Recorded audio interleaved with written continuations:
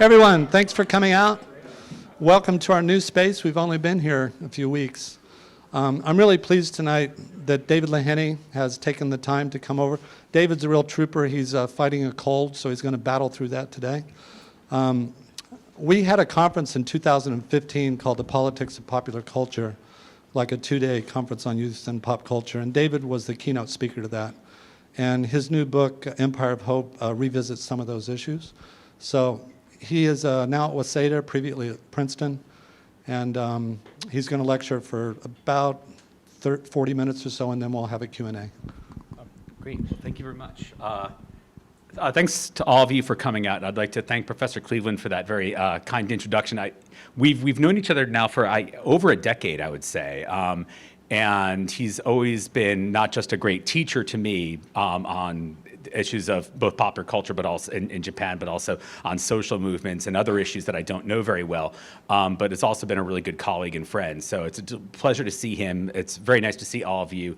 And I want to thank the crack staff here at Temple for solving all these computer issues that I caused by bringing in the wrong computer and not having the right connection. So many thanks to them for getting my presentation up and running. And also, congratulations on this great new space. This is incredible.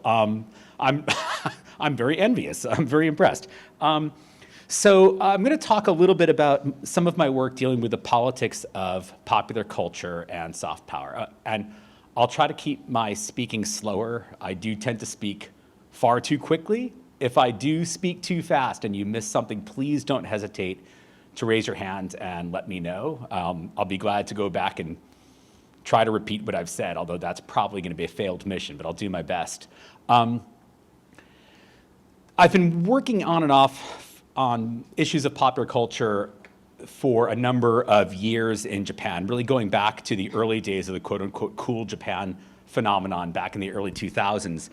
Mostly because I wanted a free trip to Hawaii. I was in a book project co-edited by Peter Katzenstein at Cornell and Takashi Shiraishi, who is, I think, still at Seisaku Kenkyu Daigaku in Daigaku. And they were doing this project. I was co-authoring a chapter with Katzenstein and a couple of other people on Japanese security policy. So we had the first workshop, and it was in, I think it was in Ithaca. And then we're planning the second workshop in Hawaii. And Katzenstein said to me, you know, we want another chapter on pop culture. I said, okay, find somebody who knows Japanese pop culture. And he said, no, we want you to do it. I'm like, why do you, I don't know, I have no idea what I'm talking about. And he said, yeah, but you're already coming to the workshop on Hawaii, and sort of implied, you're just a co-author on this paper that I've written most of. We don't really need you at this workshop if you're not doing another paper. I'm like, no! So I got to work and started writing this paper on soft power and on popular culture that I think sort of disappointed some of the people in the volume because it wasn't quite as enthusiastic as I think they expected it might have been.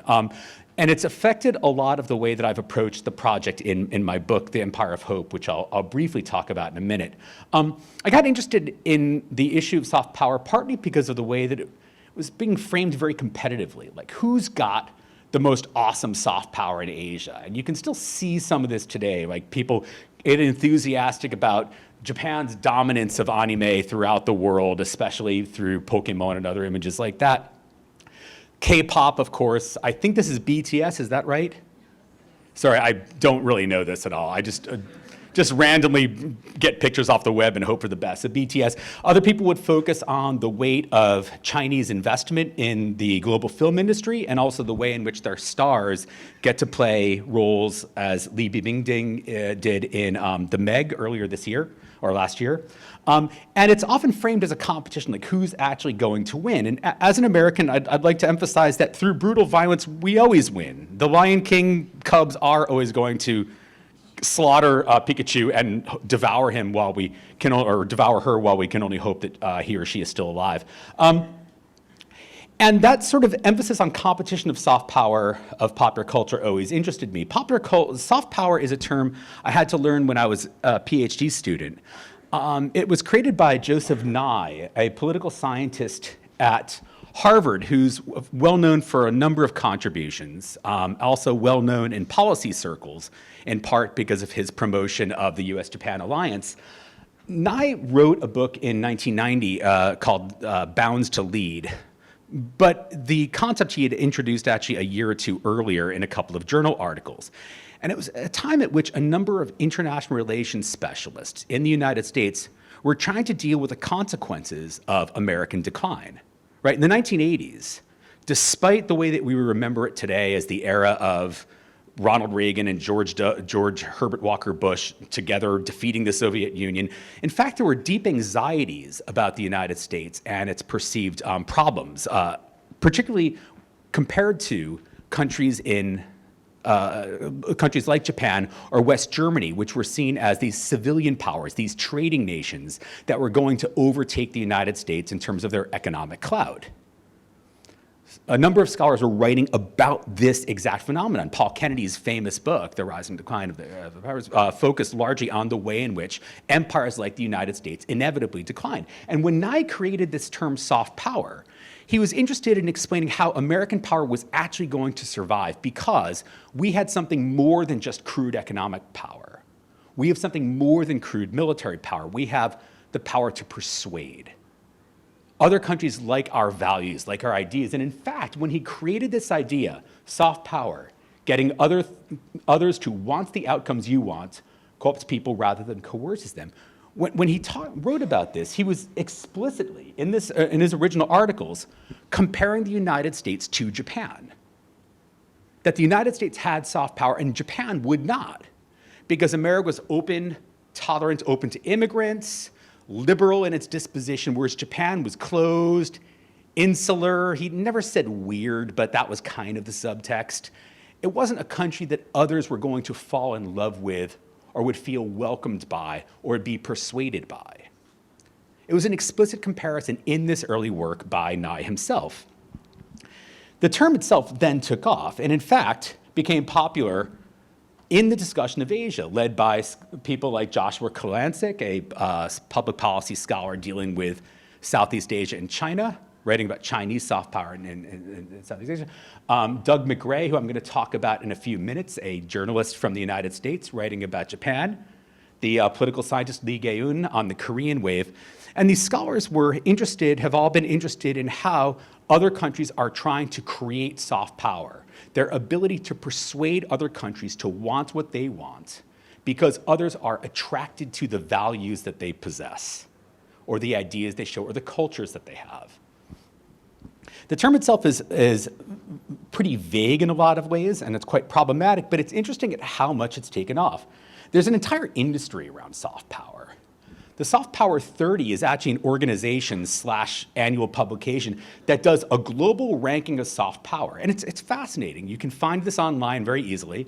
This is their most recent publication from last year, in which they rank how countries are doing on soft power. And they look at, how popular are you? How many people from other countries attend your universities? How many great inventions are created by your company? And it's all interesting, right? It gives you a sense of which countries are kind of well-liked or well thought of. But what's noticeably absent from these analyses is pretty much exactly what Nye was talking about, the ability to get others to do what you want, right? Nye was a political scientist. And he's a very specific type of political scientist, a very much mid to late 20th century American political scientist focused on instrumental power, my ability to get you to do something you would not otherwise do. I'm America, you are France, and I want you to do something that you wouldn't do. I can either force you to do it by threatening to impose financial sanctions or threatening some sort of military response, or I can get you to like what I like or want what I want. That's the basic idea. None of that is tested in any of the work like this. This work is always much more about popularity, recognizability, some idea of attractiveness, but it's not clear that this actually leads to political power. So it becomes a question, why talk about soft power? Why use this term that had a pretty specific meaning to talk about something that's much, much hazier? In fact, when people talk about it with regard to Japan today, it's usually done much more critically. For example, the political scientist Stephanie Winkler has written recently in Critical International Relations about how the idea of soft power became salient in discussions of Japan. Artists like Gact recently, after he was really disappointed at I can't remember, it was like a Naruto presentation or something like that overseas, was really mad because there weren't that many people in the room, and he's like, cool Japan is failing. No one wants to go to these government-sponsored Japan is awesome things. Cool Japan is a failure. So Gact came out hardcore on my side, which I'm very proud of, having really no idea who he is. But apparently he's really popular with the kids. So when I published my first paper on this, the paper I did in this Katzenstein Shiraishi volume, I was really trying to think about a critical lens, not saying Japan was doing anything wrong on soft power, but rather that the idea of soft power was sort of problematic to begin with, that it's not clear what it meant.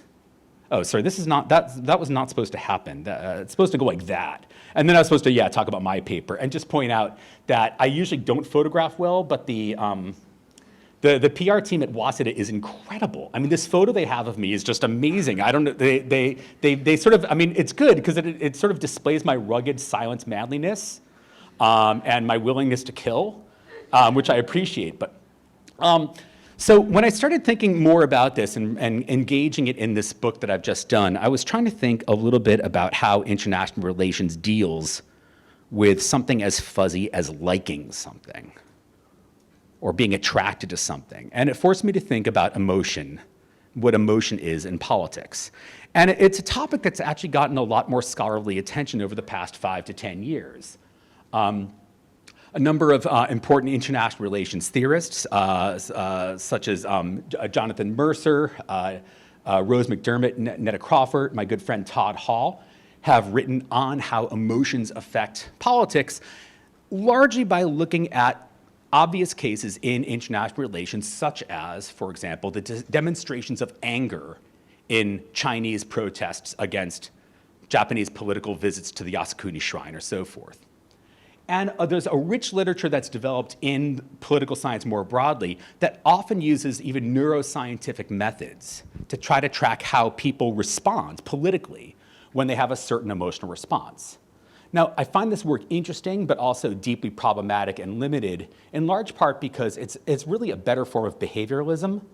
It's an effort to kind of map immediate behavioral responses onto perceived emotional stimuli.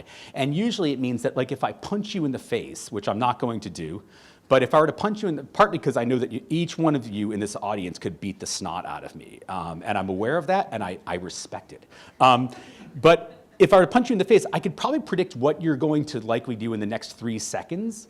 But after that, all sorts of other things are going to take over, right? You're going to be conditioned by your upbringing, by the social situation you're in, by questions about why I did what I did, and so forth. Like, a lot of things are going to take over. Your emotional response is going to become conditioned by a larger set of social circumstances that become really, really, really difficult to map out using the experimental methods that are in vogue in political science.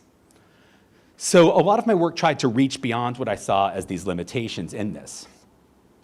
And this is why I started turning more to literary studies, especially because of the way in which, at least from what I could tell, when we talk about emotions in politics, we're not always talking about how people actually feel, but we're talking about how someone says they feel. For example, when a political leader says, Americans are proud that, or when a Chinese leader says that someone has hurt the feelings of the Chinese people, or when a Japanese leader says, we mourn the loss of lives, or we regret something, that's an expression on behalf of an entire nation that certainly does not all feel that, right? There's no way that 120 million Japanese or 300 million Americans or 1.2 billion Chinese feel the same thing. And we know that. Everyone here knows that. This is not a secret. And yet, we take these expressions for granted as being somehow meaningful. We relatively rarely actually interrogate what actually produces these statements beyond just stagecraft. And what I try to think about is, if partly what we're dealing with in emotion is representation of emotion, how it's actually communicated, described, and discussed, then this logic we have to be studying is not a logic of emotion itself.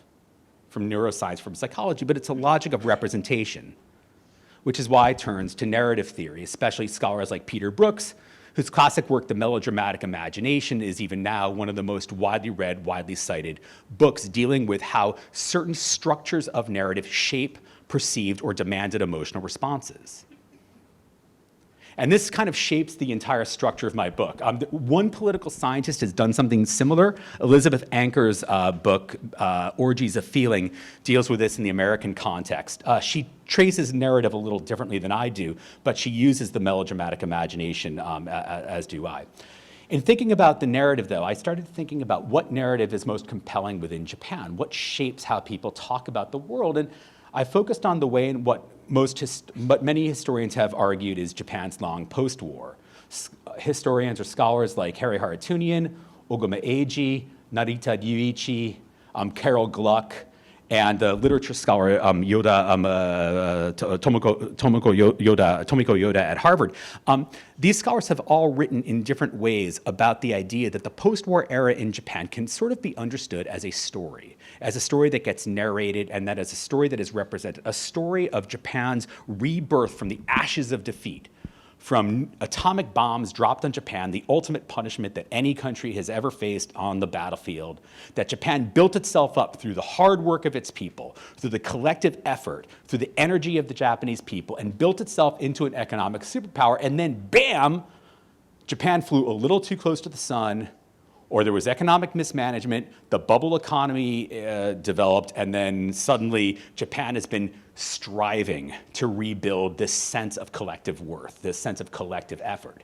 And you can read a lot of Japanese politics pretty convincingly through this lens, through the way in which political leaders have talked in the past about what Japan has been, what it is today, and what it is supposed to be.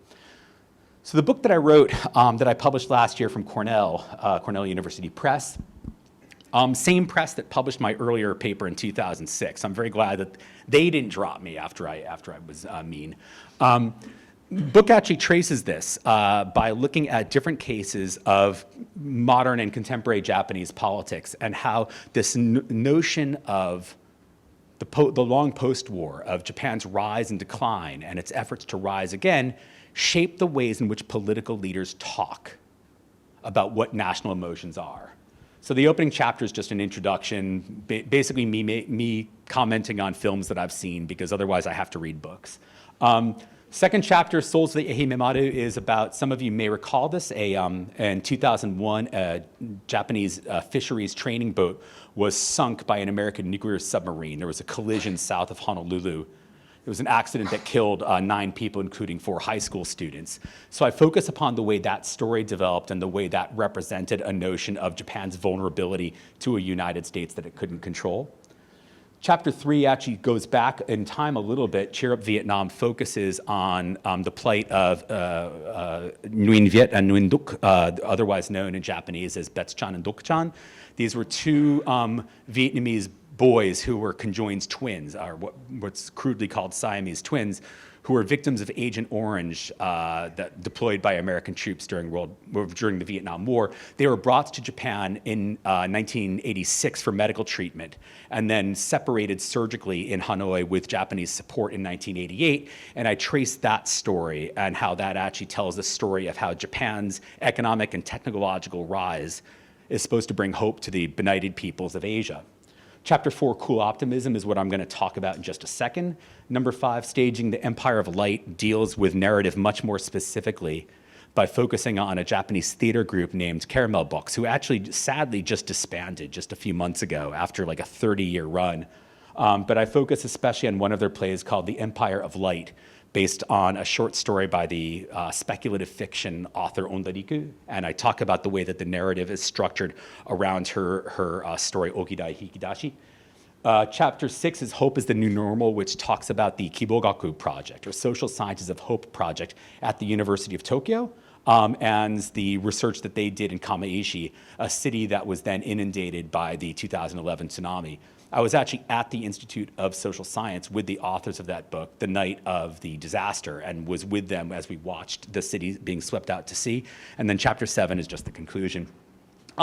So In doing so, I had to think a little bit more broadly about scholarship on emotion and affect, and I turned to the literature on affect and society.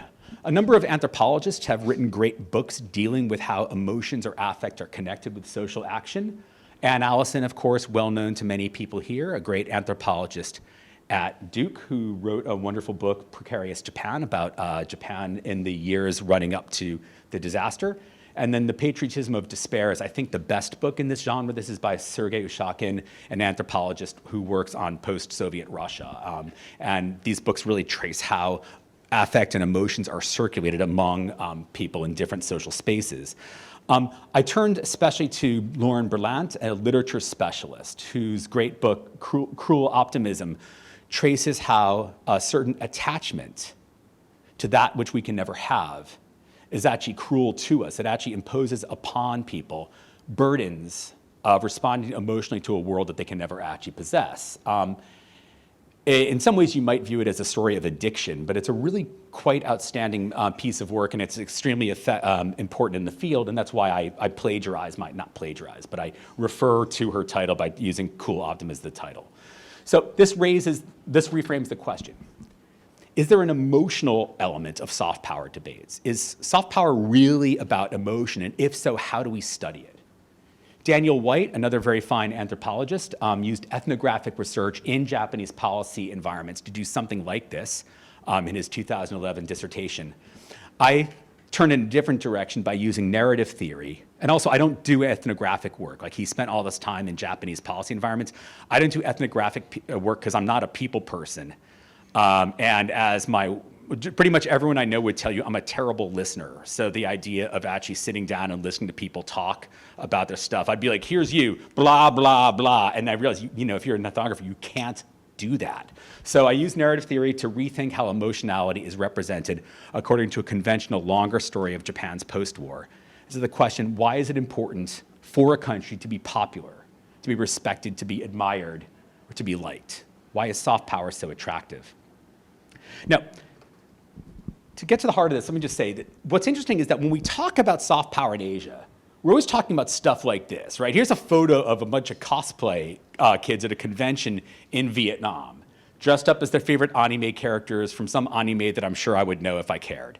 But I don't, because I don't know anything about anime. But this is who we're talking about. And by the way, if I've offended you, I apologize, but not terribly sincerely. This is what we're talking about. So this is basically a sort of stereotypical picture of what soft power is, right? It's Japanese cosplay culture spreading around the world, kids in Vietnam, where Japanese popular culture is in fact very popular, sort of getting into it.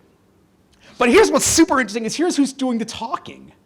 Guys like this, and by the way, I'm not in this photo, and it's unkind of you to think that that's me. But this is who's doing the talking. It's almost invariably older academics, balding, way beyond the point at which we would know anything about the popular culture that young people are listening to. And we're really engaged in and talking about it as if we're authorities on it, which I find fascinating on a million levels. And if you ever want to have fun, go to a major conference and just find the panel on soft power and sit in, hang on to your seats, because it's going to be hilarious when people start to talk about anime as if they know it. Or like popular music as if they're up on it. If I started talking to you right now about how awesome the Morning Musume are, something like that, you would get a sense of how dire it is when older people start talking about this. Now, when people talk about soft power in this way, often what they're doing is they're parroting a certain image of what their country's values are all about. Let me give an example. When Nye talked about soft power in his original articles, he was talking about a lot of different ways in which American popular culture is shared, American values are shared. Popular culture was just one part, and I don't want to over-focus on it. It's just that it's very important in the Japanese debates. But even he was saying that American popular culture communicates American values, liberalism, tolerance, and so forth. And if you look back at the movies that were being released at the time he wrote his article, you can find things like The Color Purple, Steven Spielberg's classic critique based upon the Alice Walker novel of racism and American slavery. Okay, that's pretty good. You could look at Dead Poets Society, with the Robin Williams film about a teacher expressing to students the importance of being an individual and thinking for yourself. But if you traveled around Asia in the late 80s and early 90s and went into like any video store, this is before everything was just pirated or sent out over for those of you who are young, video stores were places where you could rent these videos that you would put into machines called VCRs, and you could watch them on a TV, which was something that we used to have before we watched things on our phones. So these were the movies that might be idealized, but the movies that were popular in those days were like the Rambo movies, in which a sweaty, bare-chested, gun-toting Italian-American sociopath travels around the world and slaughters everyone he meets, just kills everyone. Or Death Wish, in which fortunately Charles Bronson stays only in the United States to kill pretty much every ethnic minority in major metropolitan areas. And these movies were super popular. Now, you could argue that if you went into a video store in Asia in the late 1980s, that America's primary cultural values were a bloodthirsty quest for vengeance and deeply embedded racism, neither of which would be entirely wrong, but would certainly be only part of the story, right? And so it's interesting that the way in which Nye frames this is around a set of values that he holds dear as a liberal American college professor. But that certainly doesn't sum up the incredibly complex environment that is America, or that was America at that time. And we're going to see something very similar taking place in Japan. By the way, what time is it right now? I want to make certain I don't go too long. I realize this doesn't have a... Is there a clock in this room? 7:50, okay. I'll get through this quickly. So let's go back to 2003, because in some ways, this is when the soft power debates become most clearly encoded in Japan, when the whole idea of cool Japan really takes off. Douglas McGray has just published his article, which I'll talk about in a minute. And 2003 feels like a very different time for me as an American. It's back when George W. Bush was just starting America's long-running wars, which have gone on for the past 18 years. Kobe and Shaq were still friends. These two were doing something. And Avril Lavigne was popular. And it was that year that America fell in love. We fell in love with a little girl named Sen, or Chihiro, depending upon which part of the movie you happen to be watching. And I assume that many of you in this audience have seen Spirited Away, the great Miyazaki film that has become sort of a touchstone for thinking about the rise of Japanese soft power. And it's partly because this was, very deservedly, the first, not that it deserved to be the first, I'm sure there were others before it, but very much deserved its win as Best Animated Film at the Academy Awards, the first non-American animated film to win this award. And it's a great movie. Now, if you go back to that era and you read the policy documents, especially the Dejidata Contents Hakusho, which is the white paper on digital contents, this was the government publication put out by a subsidiary of METI, the Ministry of Economics, Trade, and Industry, to summarize what was going on this year in digital contents. How are Japan's digital content industries doing? And this publication had really just started a few years earlier because it was the beginning of the Dejidata Contents Association. For 2 years in a row, 2003 and 2004, the cover photo on the cover illustration on the white paper was of this movie. Now, the movie itself was, of course, a massive box office hit in Japan, and was quite popular in other countries in Asia. But the focus in a lot of the debates in Japan at the time was on how it had done in America, that it won the Academy Award, which it did. And for those of you who have seen it, you'll understand why. It's a spectacularly great movie. It's a genuinely wonderful film.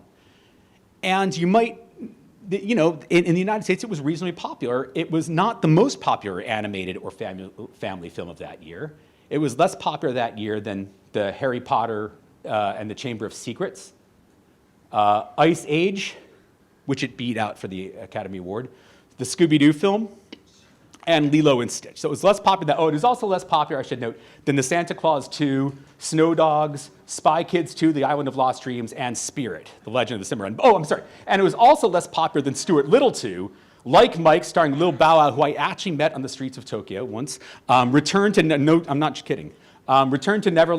and the Wild Thornberrys movie. Not to mention Walt Disney's Treasure Planet, the re-release of E.T. the Extraterrestrial, the Crocodile Hunter movie, sad ending to that one, and Jonah, a VeggieTales movie, and of course also the Country Bears film, the Lion King re-release before they made a live action version, Hey Arnold the movie, and the Powerpuff Girls movies. All of these movies were more popular in the American market that year than were Spirited Away. Now, my point is not that any of these movies were better, except for the Powerpuff Girls. That was amazing. But my point rather is that the focus on it in Japanese policy discourse actually concealed the fact that the movie itself was not, in fact, terribly popular in the United States at all. And the focus on it winning this Academy Award was certainly a recognition of the great quality of this movie, but said nothing about its impact in the United States, which may have been spectacular, but it's a really hard thing to point out or to prove. It's interesting, of course, that this became the focus. I'm sorry, these slides are poorly written. That the movie's popularity and success occurred right after Douglas McRae, this journalist for Wired magazine, who was in Japan on a Japan Foundation, the Japan Society grant, I should say, I believe, working for a few months on Japanese pop culture. And he wrote this popular article, Japan's Gross National Cool, published in the popular diplomatic magazine Foreign Policy. And he was tracing the fact that Japan itself was really coming along in soft power, that it was becoming a creative center. Notes that there's this undeniable surge in the popularity of Japanese products, that creative designers are coming to Japan, are flocking to Japan. And there was even a Cool Japan symposium that was organized at Nikkei Hall, in which Douglas McRae was one of the main speakers. They also brought in like Iron Chef Morimoto and producers from Pokemon and from Sailor Moon. It was a major event, thousands of people in the audience. I think it was about 1,400 people in the audience that day. Major event, and it focused on how Japan was going to have all this soft power. Now, very little attention to what America's soft power had actually achieved it, but a lot of attention to the fact that Japan itself was really taking over the world, despite the fact that just 3 years earlier, major Japanese writers, among them Takenaka Heizo, who would later become a special minister for economic affairs, were writing articles saying Japan would not have soft power. That Japan, just like Nye said, we're insular, we're weird, we've got our own thing going on, we're not open, we're not going to have soft power like America. And suddenly 3 years later, partly because an American journalist came in and said, yes, Japan's going to have soft power, suddenly Japan's gross national cool sounded off like a gunshot in the halls of the bureaucracies in Kasumigaseki. And suddenly there's this deep attention to this thing that just 2 years earlier people were saying wasn't going to exist. So it's a fascinating train of events that suggests something about the way in which power does work, not in a way that helps the United States necessarily, but that shapes the way in which Japanese are encouraged to think about themselves and about their country. And that power says something about America's role, and it's not a terribly good one. And it's not something that actually allows the United States necessarily to get what it wants. Because soft power isn't just or cultural power is not just a unidirectional phenomenon. It's not just something that a country can control and dominate and choose anything it wants. Cultural flows go in directions that are too complex to tease out entirely. Japanese anime have been learning from American animators for generations, as American creators have been learning from Japanese animators for generations. Stories that are told by producers in the United States often reflect Japanese films or stories that came first, and vice versa. The music scenes in all of these countries are deeply intertwined, and to suggest that there's something purely Japanese about anime is to dramatically oversimplify the complex production processes involved in the creative establishment of any sort of artistic work. Who is reshaped when we experience a popular culture icon from another country? Are we in the audience transformed by this? Do we understand that this is the product of Japan and therefore I'm going to like Japan more or America more? Do I understand this the same way the producers intended? Do we achieve mutual understanding because we all understand the meaning of Spirited Away in the same way? Or are the ideas of Spirited Away redeployed and reshaped depending upon the environment in which they're viewed? And can states actually use this? I would argue certainly no to this last part, and I'll come back to that in just a couple of moments. It also suggests how these cultural misunderstandings begin, because it attempts to take something very, very complicated, a specific popular culture icon, and then to connect to it all sorts of national values that may actually not exist in any pure form in the first place, and that are certainly not the only thing going on in this icon. By the way, just to show exactly how complex these are, I just thought I'd show you Hello Kitty Darth Vader, which no one can match the awesome destructive power of Hello Kitty. So to think a little bit about this, I wanted to just quote one quick line from Kondo Seiichi, who's a former ambassador to the United Nations Economic, Social, Culture Organization, to UNESCO. He actually wrote an essay in a book called Soft Power Superpowers, edited by David McConnell and Watanabe Yasushi back in 2014, I believe. And he's trying to explain why anime are so popular around the world. And he makes an interesting argument here, and I may need the help of someone who knows how to, let's see if this is gonna work. Let's see if I'll be able to work this now. So he says that one of the reasons why anime appeals, I just want to be able to scroll down on this part of the screen. Sorry, I don't know how to use PCs, I'm afraid. I'm a Mac guy, so can I scroll? Great, yeah, so that's it. Great, just scroll like that. Perfect, thanks. Okay, great, thanks. Okay, that's not going to work for him. But anyway, he goes, maybe one, sorry, I don't know how to do this. So wait, so what do I do? I use my finger on this, right? Yeah, How do I? It's not like a Mac touchpad. It's not like a Mac No, touchpad. you have left and right click keys. Oh my gosh. I know. It's Wow. amazing. This is amazing. Okay. So click Okay. with this one. Okay. But you Click could- with this one. you So could- I got this. double tap it. Oh man, it's amazing. A double tap. That's how you kill zombies. Yeah. There we go. Okay. One of the reasons why Japanese anime appeals to young people around the world today may be that the end of the Cold War has liberated human beings from ideological confrontation and has freed them, creating an environment where they can freely pursue diverse cultures. Many people in the world now prefer contemporary expressions in art and culture instead of the missionary preaching of ideals. This is a situation apparently favorable to Japan, which is not good at projecting ideals. The most important factor on the receiving side probably has to do with the psychology of contemporary human beings.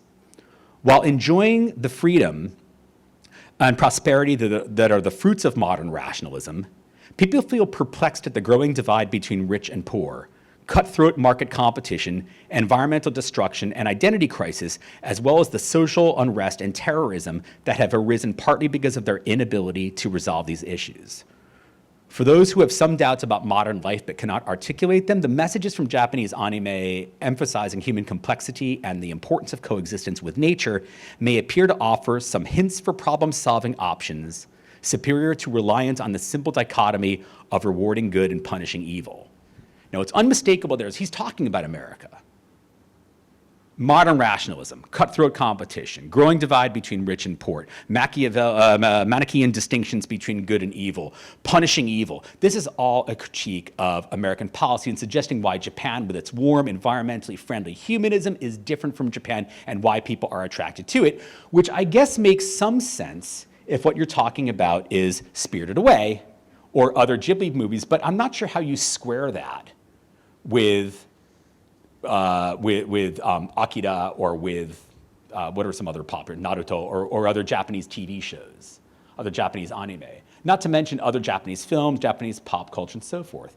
Japan isn't that simple, even if that's a story about Japan that a lot of diplomats, a lot of writers, a lot of scholars would want to tell themselves. The same way that Joseph Nye convinced himself that America, despite its rich tapestry of racism, violence, and social unrest, was actually a country whose values are liberalism, tolerance, and openness, and that these are visible and understood and transparent to others who will be transformed by them. In other words, I think that Ambassador Kondo, who's a very, very smart person, was falling prey to the same way of falling in love with your own country or a certain understanding of your own country that Nye displayed in his work. And that soft power in many ways is an almost narcissistic way of talking about why we have power over other countries. It's a lot easier for the United States to believe that we've persuaded others to go along with American policies if we're not focusing upon the fact that America has a lot of guns and a lot of money and can punish other countries at any time we want, either by withholding those or using them. And the same is true of Japan, maybe not the guns part, but certainly Japan's ability to have an outsized weight, at least in economic matters on the global scene, is surely more important to Japan's diplomatic efforts than are its anime. So why would people be so consumed with the focus with anime itself? Why talk about soft power when Japan actually has extraordinary reservoirs of hard power? And I would argue that it's the same reason as in the United States. It's a desire to be liked, a desire to believe that there is something about you that goes beyond straight up coercion, a desire to believe that we actually possess those values that we claim to have held. And in talking about this, what I'm trying to suggest is not that there's no such thing as cultural power, but that it's not what the soft power advocates suggest. Because I would argue that Japan can be a model, but maybe not be diplomatically persuasive. Cultures spread, but they're too complex to be bottled up and summarized as being one set of values or another. Let me give an example of this. Sorry, this is, where's my photo here? There we are. So I'm not sure how many of you have seen this film, In the Mood for Love, by the great Hong Kong director Wong Kar-wai. For those of you who have not seen it, I can't recommend it highly enough. It's a truly great film. And important because it includes the moment that Sofia Coppola stole for her final moment in her famous final moment in what's the one she did? Lost in Translation. It's basically all her good stuff is stolen from other people. And in this movie, it's about these two characters living in a Hong Kong tenement in the 1960s. And this man and this woman are living in different apartments, and they find out that their spouses, his wife and her husband, who we never see in the film, but they find out that they're having an affair. And so they start to pantomime that affair for themselves. They never actually consummate their romance, but the love that they have is really powerful. It's a great movie. About halfway through the movie, her husband has just come back from a business trip to Tokyo. He's a businessman, he's doing well, and he comes back with this amazing thing. Remember, this is the mid-1960s. He comes back into this apartment building with a rice cooker. Like this blows everybody's mind. Everybody in the building is up in her apartment looking at this thing and just like oohing and ahhing at it. Now they're all aware it's from Japan, and they ask like where he got it, and she says he was just in Japan doing business. So there's no secret that it's from Japan. And they're all amazed, but there's no admiration expressed for Japan. It's not about, oh, we love, man, now Japan's got a rice cooker, I'm gonna do what Japan wants, right? There's nothing like that. Rather, what happens quite instantaneously to these characters is they start to see their own lives differently. They start to think, wait, if I had one of these, I wouldn't have to spend like hours washing and cleaning and, you know, cleaning the rice and cleaning the rice cooker. I could just drop it in a pot, put in some water, and voila, it's done. Like my life would be transformed. And of course it would be. In other words, Japanese middle-class lifestyles, partly because of Japanese consumer goods, start to reshape, have very powerful consequences for other countries in the region. Now, I'm not using this film as evidence, it's just a movie. But I think it actually captures something powerful about the way in which cultural icons can spread and transform how we think of ourselves and our future. Certainly consumer cultures are among those things. Messages are conveyed all the time in anime, in Japanese dramas, in J-pop music, and so forth. They do have profound effects, just as American cultural products do. But they're not the sort of things that Tokyo can control, that Tokyo can use to achieve what it wants on the global stage. And it's really impossible to find cases where it works, where it actually allows the governments to do something it otherwise could not do because people liked Japanese values or American values. And by talking about soft power, we end up drawing attention away from the much more complex, much more interesting, and I think important ways in which cultural actually affects the international cultural and political scene. Part of the reason I wanted to focus on talking about emotion in this project was to think about why leaders would be so drawn to the idea of soft power. And I think in both the United States and Japan, it's about a fear of the fact that we've lost control of our own story. The United States in the 1980s, with supposedly rampant crime, with unemployment, losing economic battles to West Germany, to Japan, was a time in which suddenly American supremacy was challenged not by our Soviet Cold War enemy, but rather by our allies who were just being smarter than we were and making better decisions than we were.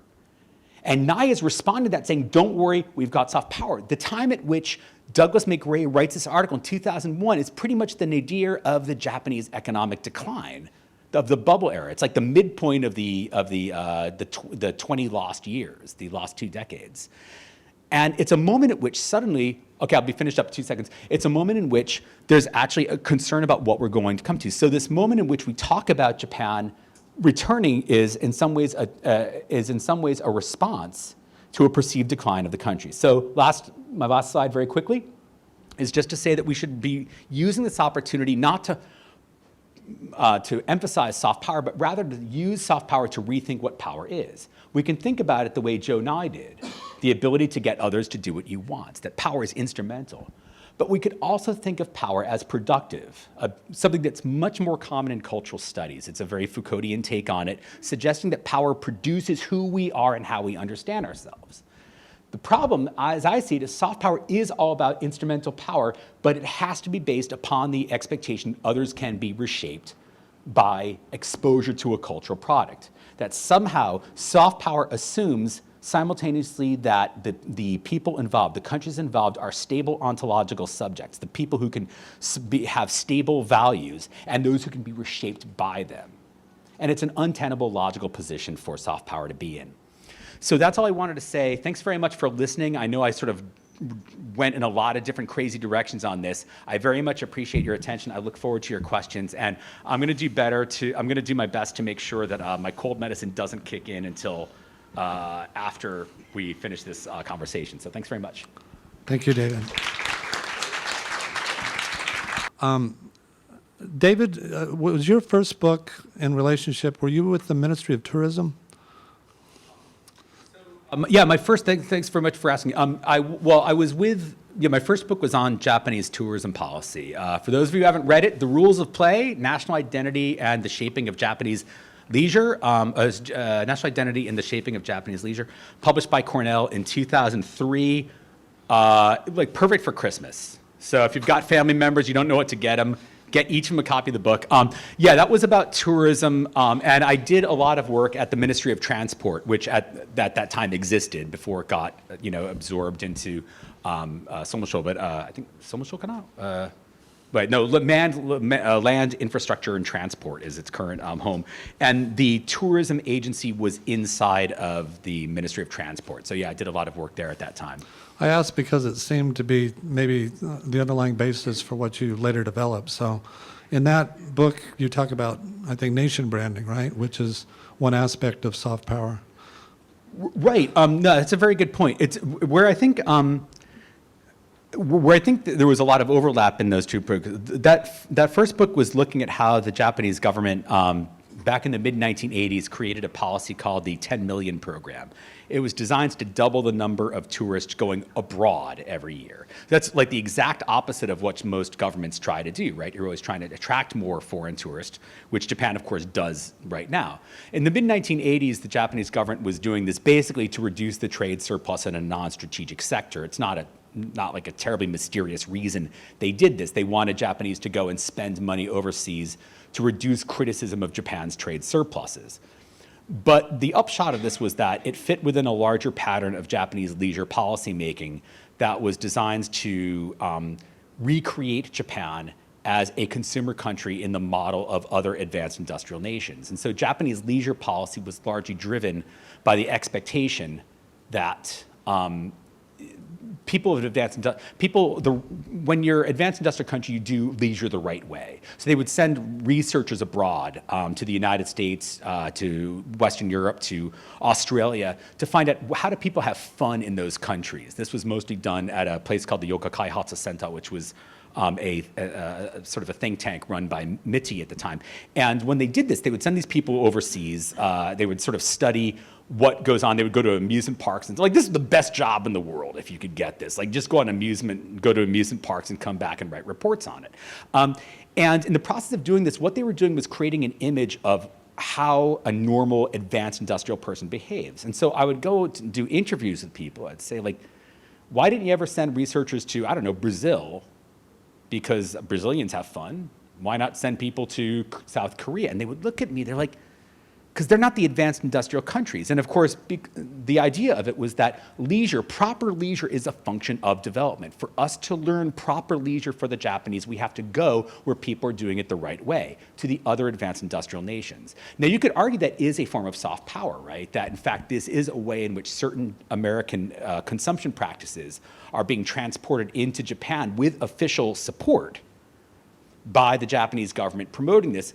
And I would argue that it's certainly important and it's powerful, but it's not like the United States gained anything as a result. It's not like America could then tell Japan, man, you love you love Six Flags, right? You love great adventure. You must love the United States. I mean, anyone who doesn't love Knott's Berry Farm must not know what they're doing. So there is something to that in the way the projects got connected. I never really thought of it before.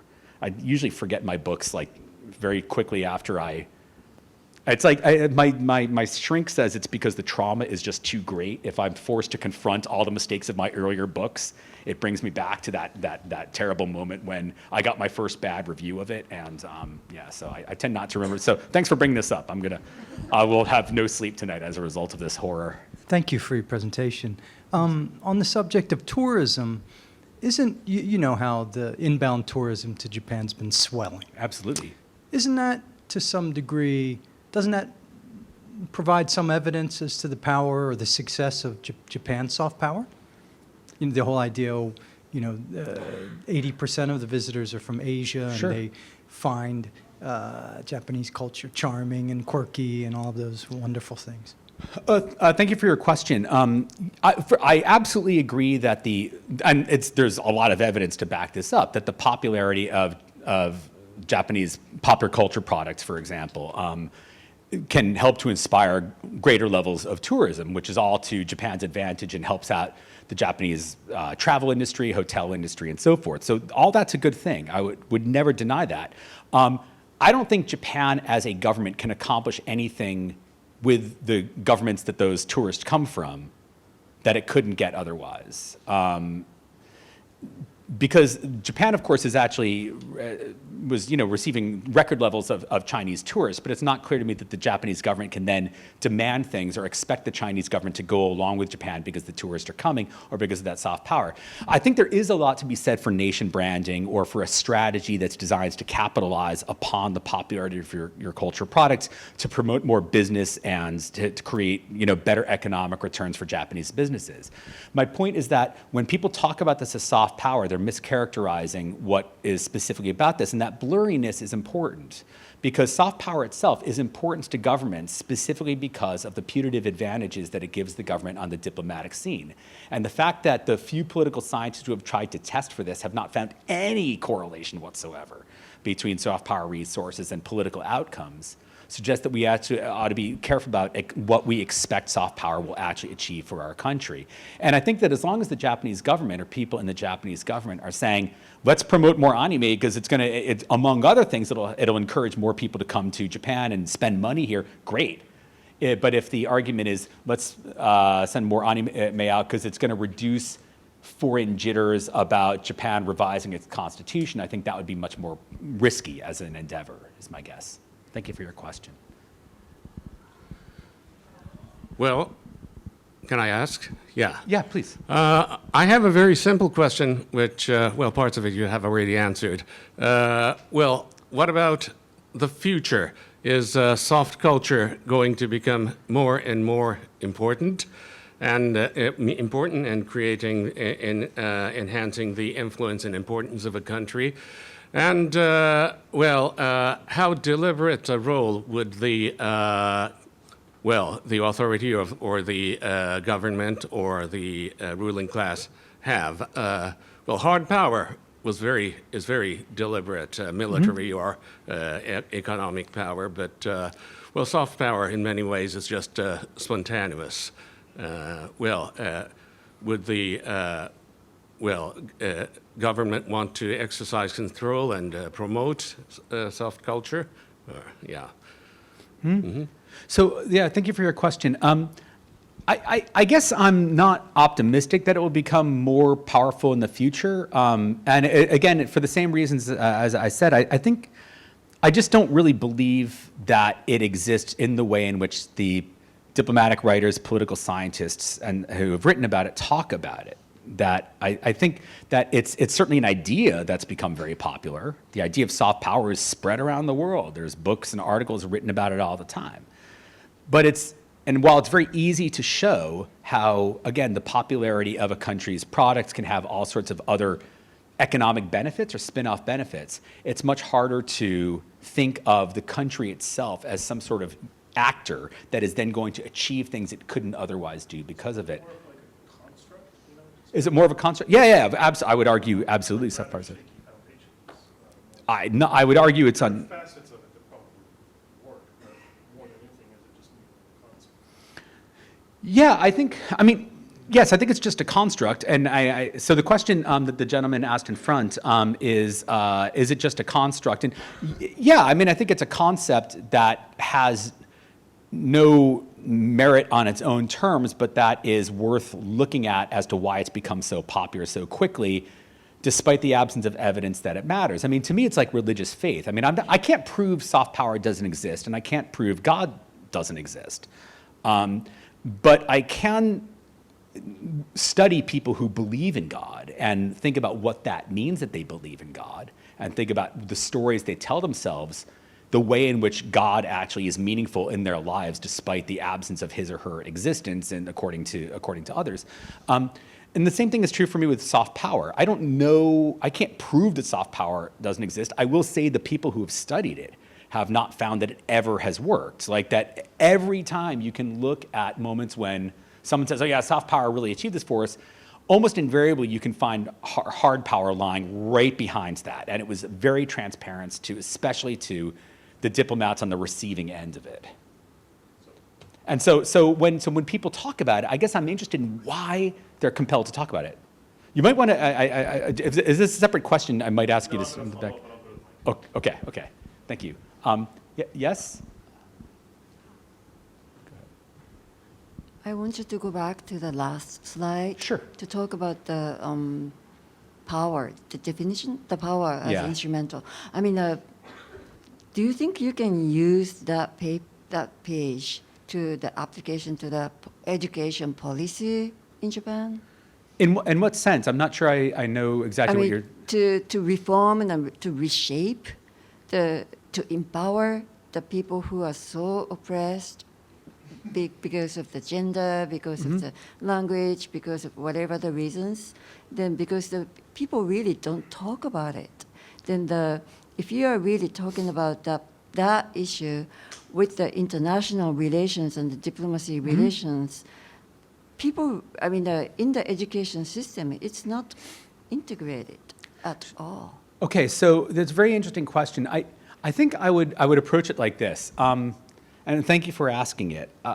So I think I would approach it in two ways. One is to say that I do think instrumental power is what really matters in terms of achieving certain ends. And so, for example, if I had to think about what moments have achieved things for the victims of oppression or injustice in Japan, I tend to think specifically about the way in which they organized and they made their case so that they could not be ignored in politics. And examples would be, for example, the victims of Minamoto-byo or so forth, where you actually have social movements that rise up. You could also look at the successes, limited though they may be, of the Japanese feminist movement, particularly in achieving certain administrative ends, partly because of the way in which I think they've informed the thinking of a number of people working on Shingikai and so forth. And so you can see aspects of this, but in most of these cases, what you see are people actually working the levers of power and forcing people in the governments to do that which they would not otherwise do, by being able to threaten them politically, to be able to threaten them with embarrassment, to be able to threaten them with some sort of bad outcome, with able to threaten them that they will lose the next election if they don't actually deal with this. Where I think cultural power comes in is there isn't I would argue that there aren't these pre-existing identities as environmental activist or feminist or any other type of political actor that these identities are produced within cultural environments. And often they're affected by transnational flows, by the ways in which indigenous rights movements around the world come to understand themselves as indigenous rights movements, the way in which feminist movements, environmentalist movements, and so forth are informed by transnational flows that are not controlled by any one country or any group of actors, and that take on different meanings in different contexts. So I don't think there's any sort of stable position or any sort of stable actor who's in control of all of this. But I think that actors are reshaped by this, and those actors then get to try to use instrumental power to achieve that which they couldn't otherwise do. So I realize that that's kind of a dodge of your question, but I guess the way I would approach it is to say that I think you can sort of talk about both instrumental and cultural power at the same time, think that they're both important, but believe that they're doing two very, very different things, and that they have to be understood quite differently, one of which is really about actors making stuff happen, and the other one is which actors themselves being constituted by their very discursive environments over which no one has any particular specific control. Does that sort of make sense as an answer? Okay, thank you. Grace? To move it to my level. Thank you so much for your really lively talk. I think you were being really modest over coffee about this presentation, but it was really great. So I have to say that I'm a literary studies and cultural studies scholar, so everything I say will be biased by that. But I was really excited by how sort of interdisciplinary and generous your work is. So you bring up narrative theory, which I love, and then anthropologists and historians you refer to. And then you bring up Berlant, which is wonderful because I do queer studies. So this is all very biased. The book is, I mean, all of her books are great. That book, Cruel Optimism, isn't even my favorite, but it is a really, really good book. But I mean, Cruel Optimism, for people who haven't read Berlant, is very difficult even for me as a queer studies scholar to read. It's not easy language. So I really think it's great that someone in political science is reading her. But I was just curious because some of the arguments you're making are so clearly for your field. And I was sort of like, oh, you know, as someone in cultural studies, a few of these things seem to be somewhat obvious. But I was wondering about the sort of response to your work within political science, if indeed it's a sort of field where often, I think you said it's like older white men talking about popular culture but not knowing anything about it. So what sort of response have you gotten to your work, because it's so interdisciplinary? How did you get on this path? Where does a lot of this come from?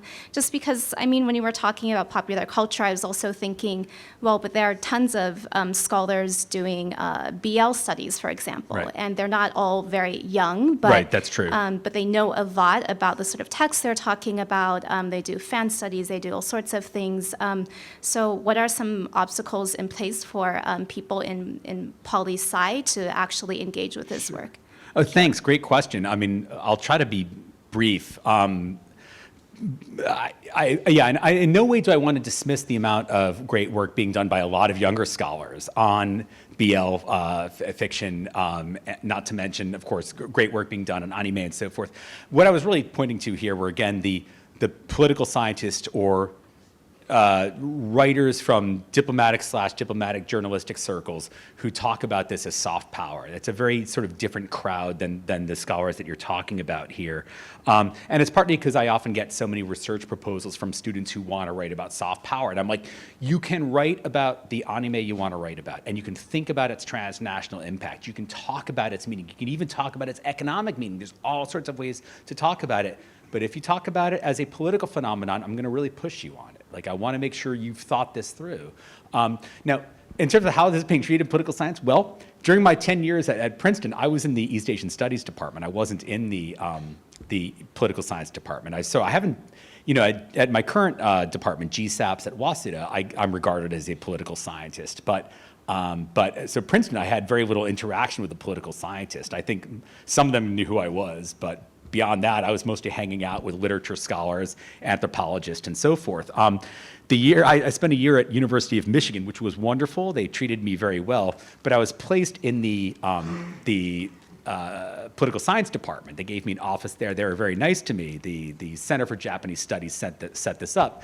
And I introduced myself to the professor there who had arranged for me to have the office. And I said, I just want to say thank you so much for inviting me. This is really nice to be in the office and really, looking forward to the year here. And she said, are you kidding?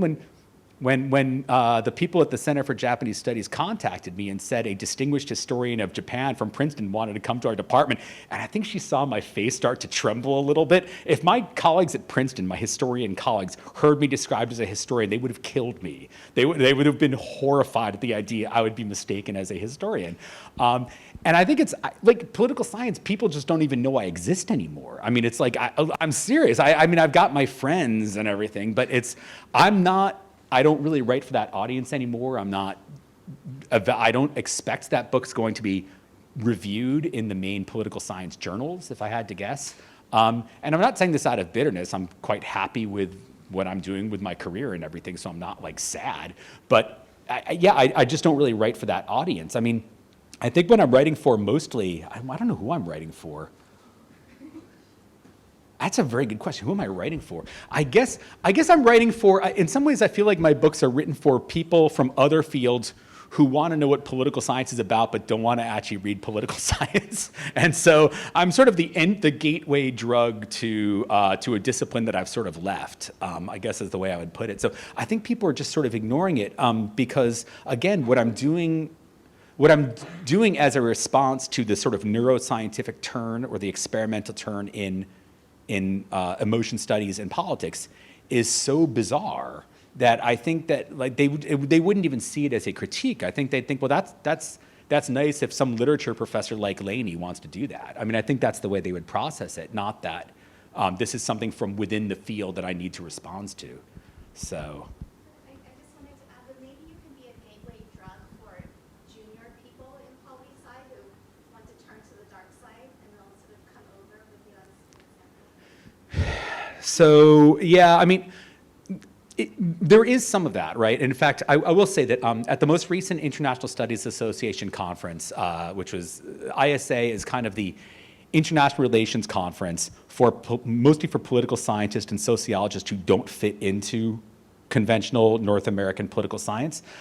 It's a huge conference. It's like thousands of people. They actually organized a roundtable about the book, which is very nice, and we had a nice crowd for it and good responses. But it's clear that those scholars are sort of moving in their own direction, their own. They sort of don't need any help from a gray beard like me. These are mostly younger scholars. They were very kind to organize this. I enjoyed the conversation and learned from it quite a bit. But there are actually people doing this, but a lot of them are either teaching, they're certainly not teaching at the Ivies. A lot of them are teaching at universities in Europe or elsewhere, that there has been basically a really sort of iron-fisted grip on political science in the United States, primarily by quantitative methods, but usually by some kind of post-positivist realism that emphasizes the intellectual rigor is understood as the replicability of results. And that means rigorous testing of hypotheses by amassing as much evidence as you can in ways that are transparent to other researchers. And there's a lot of things that are beautiful about that, but I think it forces questions like the ones I'm asking out of the picture, because you really can't ask about culture that way. Like, you can't talk about identity that way. So it's just the way the discipline has gone. I'm very happy with how I'm doing my life. So I don't mean any of this to sound bitter. If you want to hear me sound bitter, the next question should be about the New York Jets, and then you'll get the full range of bile. So, sir, I'm sorry. Thank you very much for going to the mic. No, that's all right. Thank you very much. I want to follow up on my breach of protocol earlier and then ask a different question. I mean, this came up here and there, but isn't it then that if soft power to a certain extent is a construct, then what we're really talking about is just branding and for the means of commerce? Because, you talk about tourism, you talk about selling goods, and essentially doesn't branding lead to economic power and thus hard power anyway? So the whole idea of using the word soft power is kind of a misdirection of sorts. Yeah, that's a very good question, right? So that soft power, to the extent that more money comes into the hands of the Japanese or American or any other government because nation branding strategies are successful, that gives the government then additional tools with which to carry out other hard power strategies. Yeah, I mean, I can buy that. That's not the way in which it's normally discussed in political science, and I think that's kind of a long game that the advocates of this don't usually push for. I think the reason why I push back on this as much as I do is that the thinking about culture in debates about politics, especially in debates in diplomatic magazines or some journals of international relations, gets really slippery about what power is. And I think that that's disastrous for the discipline. And it also, I think, prevents people from taking culture more seriously than I think they do. That I think for them, a cultural product, an entertainment form, something that's distributed around the world, it's understood as valuable because it encapsulates a set of values that are grasped by everybody and understood by everybody. And I don't think anyone who actually does cultural studies would think of it that way. But what it allows is the sort of reconstruction of a certain national or cultural identity around these values that are taken for granted as being important and obvious because look how popular this anime, look how popular this movie is, right? It becomes used as evidence for something that I think has to be treated as far more complex and far less stable than anyone wants to suggest. So in other words, I think the reason I push back on this as much as I do is it reproduces ideas of the nation and of a sort of national, sort of a holistic national identity that I think we have to push back on. That kind of dovetails with the second question I had, which is, I'm a little confused about why you use the term empire.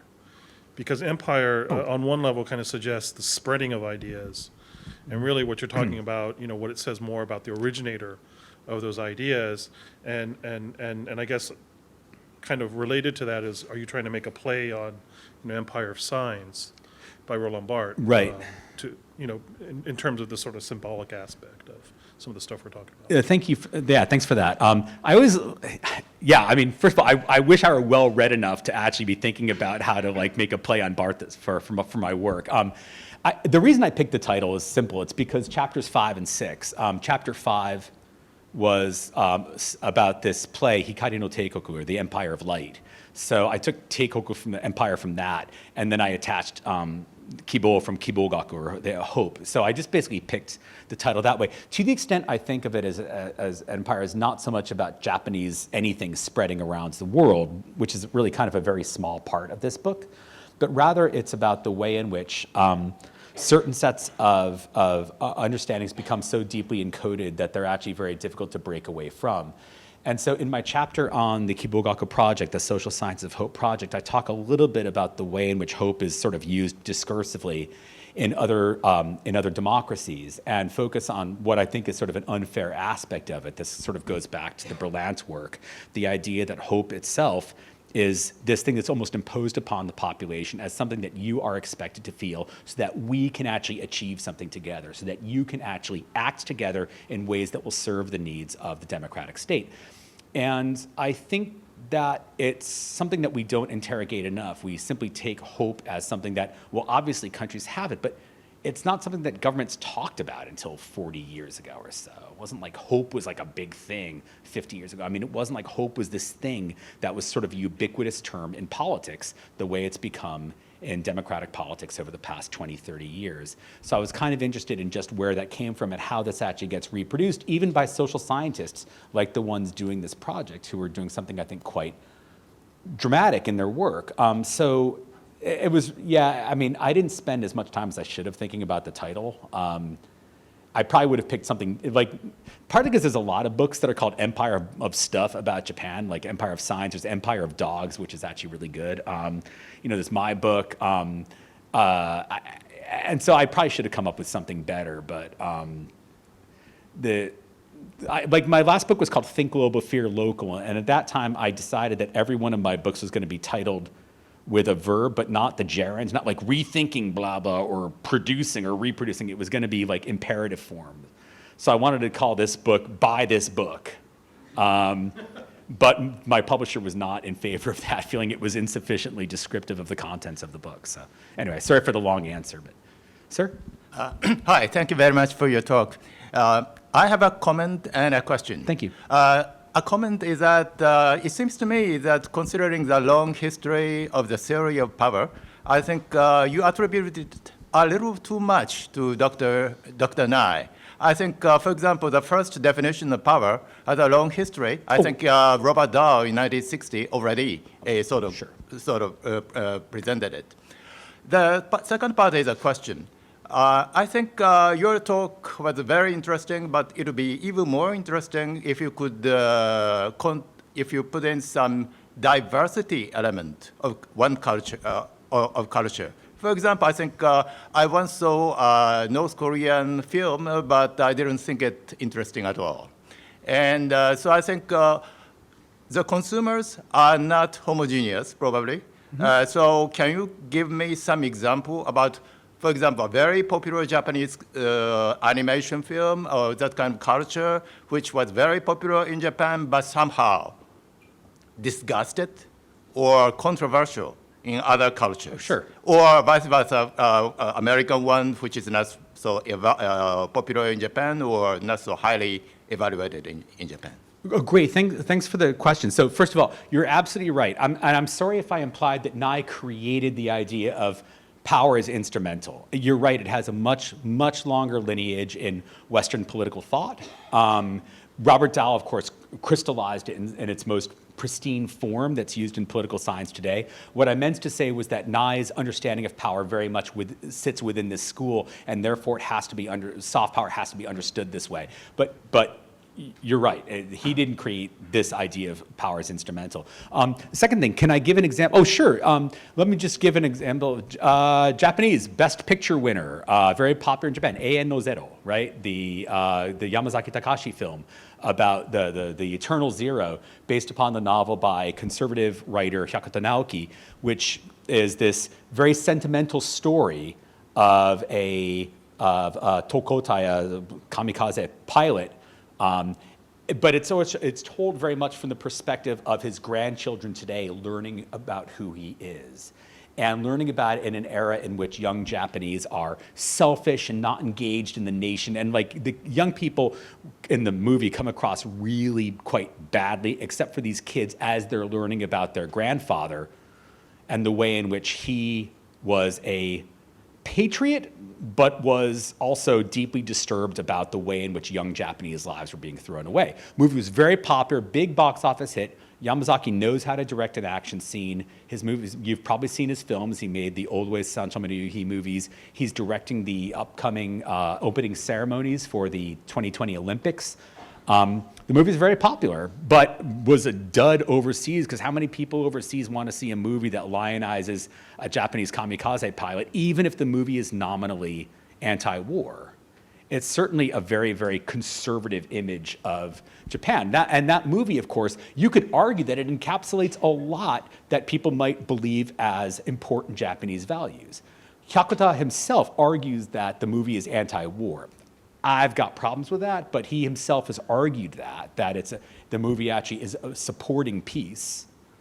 Again, I have problems with it, but he would argue that, or he has argued that. You could also argue that the movie shows the importance of family, that the movie shows the importance of intergenerational respect, that the movie shows the importance of fidelity to your friends and colleagues. All of those are values that you could argue are important in Japan, and they're the sort of values that should be popular overseas, but when seen overseas, the movie is largely viewed as kind of a crackpot right-wing Japanese fantasy. For American movies I don't really know, it's a little hard for me to know off the top of my head, because I basically, when I see American movies, I see them as an American. I don't think about how they're translating overseas as much, but I'm sure there's plenty of examples from the United States. It just so much of like popular American films are just like spectacle. They end up doing relatively well on the global market anyway, just because high quality of effect and so forth. But I'm sure some of you can think of examples off the top of your head.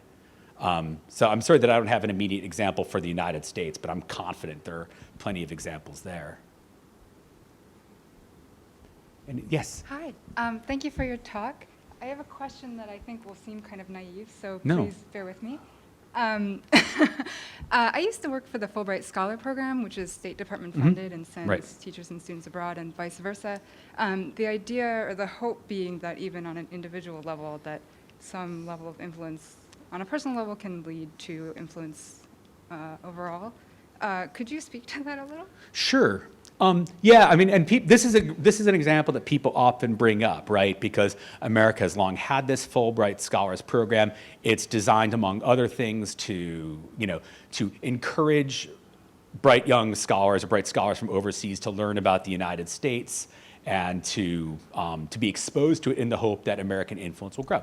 So the Fulbright Scholarship Program has been important in Japan for many decades, as you know. But if we think about the effect it might have had, a number of the Japanese who went to the United States, especially in the early post-war years, they weren't just like average bumpkins off of the farms in the countryside. They were mostly from pretty well-heeled families in the sort of central Kanto area between Tokyo and Osaka, and many of those, when they came to the United States, were educated or studied in the United States, went back to Japan, and certainly may have promoted American values, but also their careers in many ways benefited from that, right? That, in other words, they benefited quite specifically from the fact that they were connected to American businesses, they were connected to American politicians, and that therefore, to the extent that they could speak on behalf of the United States, that was actually individually important for them.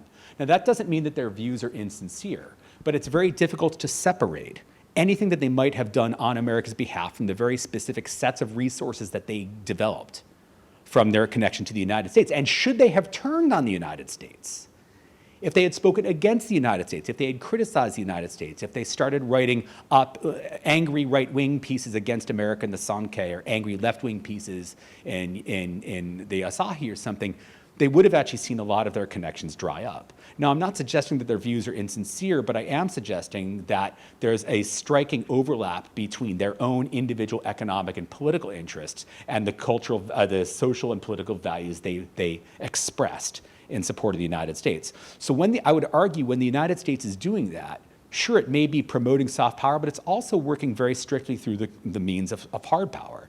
It's actually ensuring that there's a collection of people in another country who actually are benefiting from the relationship in the United States in a way that allows them to be good spokespeople for the United States because their careers depend upon it.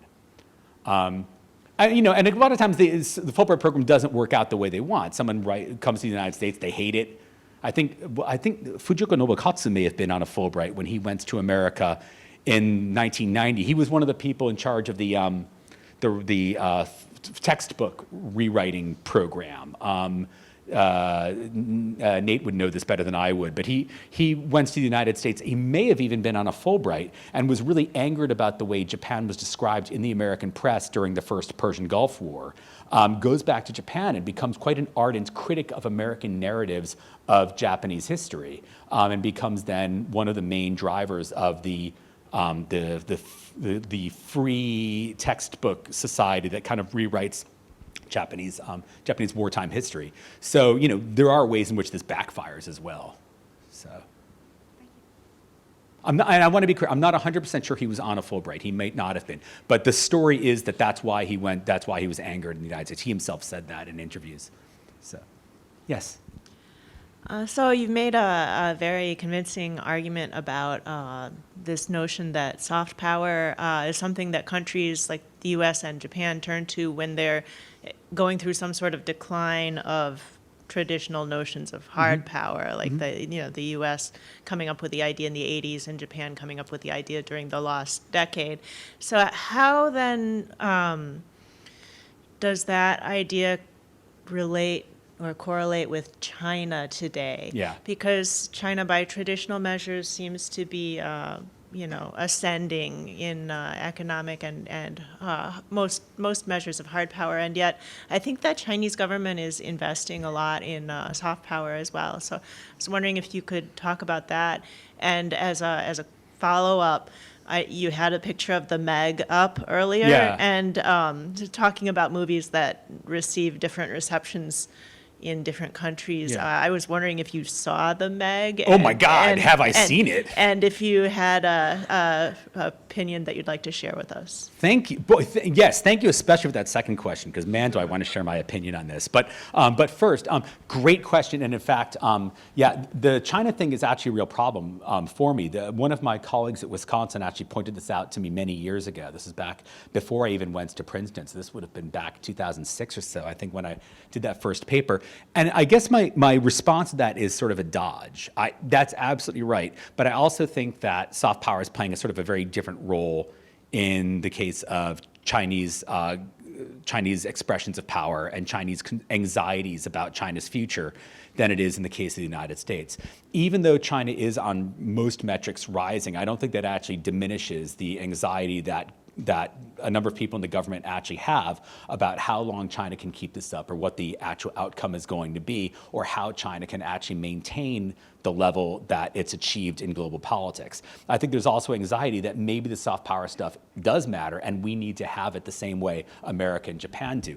But it doesn't really cut to the heart of your question. The real answer I would have is not a great one, which is that it's going to play out differently in different contexts, which is another reason why I think political scientists don't like my work, because I sort of focus on context in this regard. That's a great question. Very quickly on the Meg, I loved it. I could not have loved it more. I mean, basically, anytime it's a movie about like a big shark and Jason Statham fighting it, the movie might as well have just been called "Watch This Movie, David Leheny." I mean, it really couldn't have been any better designed for me to love it.